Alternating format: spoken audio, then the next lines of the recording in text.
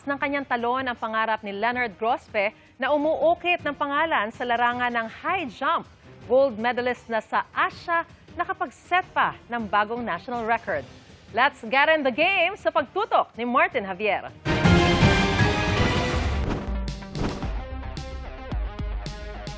Reaching new heights ang karera ng 24-year-old high jumper na si Leonard Grospe.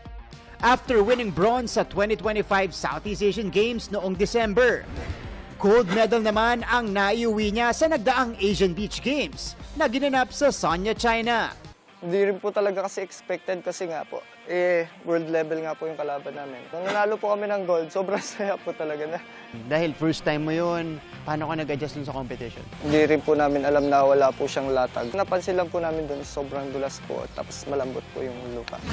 Matapos ang panalo sa Asian Beach Games, sa NCAA naman nagpasiklab si Leonard, winning his second gold medal para sa Mapua University.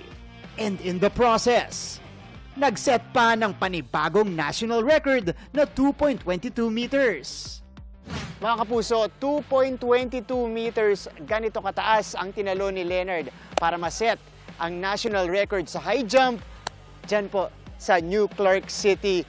Ito ang pangatlong national record ni Leonard simula 2023, kung saan napasag niya ang 17-year national record ng kanyang coach na si Sean Guevara. Feeling grateful talaga. Kasi nakikita natin yung lahat ng pagod, lahat ng sakripisyo, nagbunga po. Tubong Aurora si Leonard. Sa height niya na 6'1", sinubukan muna niya ang basketball at track bago mapansin at ma-recruit ni Coach Sean. Ngayon, tinatrabaho nila ang exposure pa sa international competitions at makapag-training sa ibang bansa para patuloy na mahasa ang galing ni Leonard.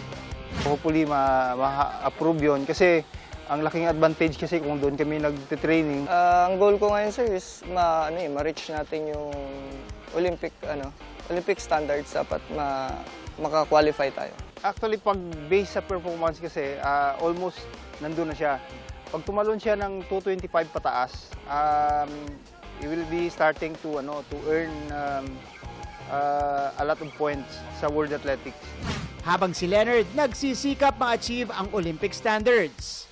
Ako, sa basics muna. Try na natin yung standing backflip. Medyo static. Ito yung motion natin mamaya. Yun! Apat na steps yung kukunin natin. Yung scissor jump, i-apply na natin. Pag tumalon ka dito, yung knee drive mo, itatapon mo doon sa direksyon na yun, magkakaroon ka ng rotation.